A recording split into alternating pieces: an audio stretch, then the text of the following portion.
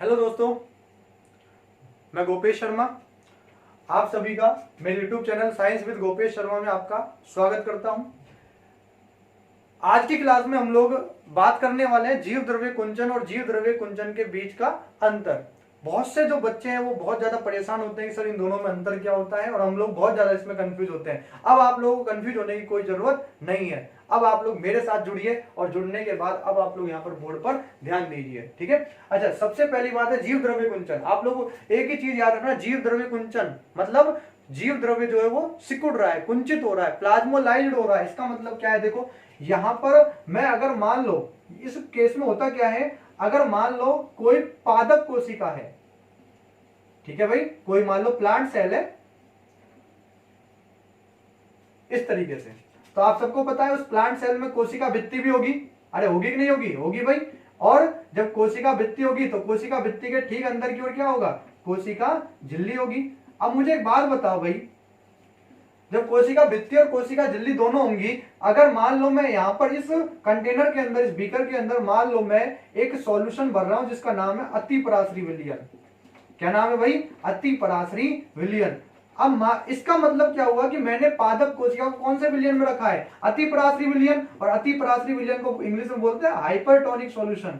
क्या बोलते हैं भाई? Hypertonic solution. इसके अंदर मैंने इसको रख दिया। अच्छा, हाइपरटोनिक सॉल्यूशन का मतलब क्या होता है कि जो विलयन जो हम लोगों ने लिया है, और दूसरा आप सबको पता है कोशिका झिल्ली के अंदर क्या होगा? कोशिका रस होगा।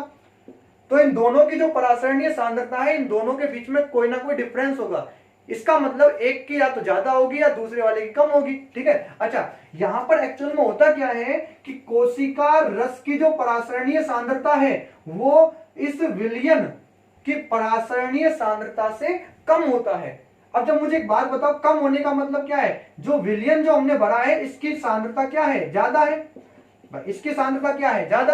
और कोशिका रस की परासरणीय सांद्रता क्या है? कम। और जब इसकी सांद्रता ज्यादा है तो मुझे एक बात बताओ, सांद्रता बनती है किसके कारण? विलय के कारण। इसका मतलब इसके अंदर क्या है? विलय ज्यादा है। आप लोग बायोलॉजी के अंदर एक ही कॉन्सेप्ट याद रख लेना, जो विलयन जितना ज्यादा गाढ़ा होता है वो हमेशा पानी को अपनी ओर खींचता है। अब मुझे एक बात बताओ, जब विलय की मात्रा बढ़ाई तो मुझे एक बात बताओ, गाढ़ापन बढ़ गया भाई, सॉल्यूशन जो है वो गाढ़ा ज्यादा हो गया। और जब गाढ़ा ज्यादा हुआ तो इसका मतलब क्या करेगा? पानी को खींचेगा। और जब पानी को जब ये एब्जॉर्ब करेगा तो इसका मतलब कोशिका रस से जो वाटर है वो यहाँ पर बाहर आएगा, और बाहर आने के बाद कंटिन्यू जो बाहर आता चला जाएगा, और लंबे समय तक इस पादप कोशिका को अगर आप लोग अतिपराश्री विलयन में रखोगे तो यहाँ पर इस कोशिका का जो जीव द्रव्य है वो क्या हो जाएगा? कुंचित हो जाएगा। इसी मैकेनिज्म का नाम क्या होता है? जीव द्रव्य कुंचन। और लास्ट में जो इसमें सेल बनती है उसी कोशिका का नाम होता है प्लाज्मोलाइज्ड सेल, जीव द्रव्य कुंचित कोशिका, जिसके लिए टीपी का मान नेगेटिव निकल के आता है, ठीक है।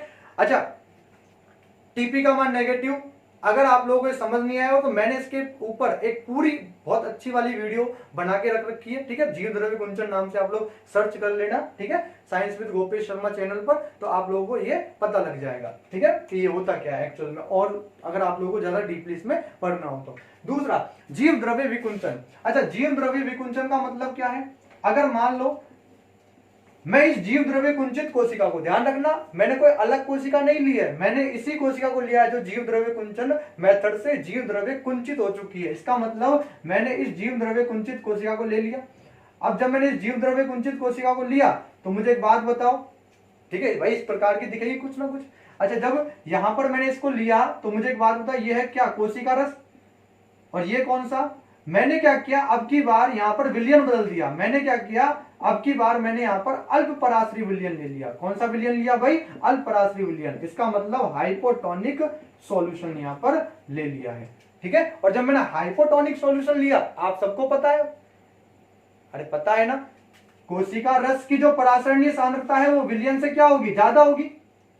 और जब यहां पर ये ज्यादा होगी तो इसका मतलब अंदर की जो विलय की जो मात्रा है वो बाहर की तुलना में क्या है? ज्यादा है। और जब विलय ज्यादा, तो मुझे एक बात बताओ, कोशिका रस का जो सांद्रता वो गाढ़ी ज्यादा हो गई, और जब गाढ़ा ज्यादा हुआ तो ये पानी को क्या करेगा, खींचेगा। और जब पानी को जब खींचेगा तो मुझे एक बात बताओ, बाहरी विलयन से पानी कहाँ एंटर करेगा, बोलो, इस कोशिका रस में। और जब कोशिका रस में पानी एंटर करेगा तो कोशिका जो है वो क्या होगी, फूलेगी। और कोशिका फूलेगी तो जीव द्रव्य कुंचित जो कोशिका थी वो वापस अपनी पुनः उसी अवस्था में आ जाती है। ठीक है, तो ये अपना जीव द्रव्य कुंचन और जीव द्रव्य विकुंचन के बारे में बातें हैं। ठीक है, वीडियो पसंद आई हो तो लाइक करें, शेयर करें, और इससे हमारे जो चैनल है इसको सब्सक्राइब करना ना भूलें।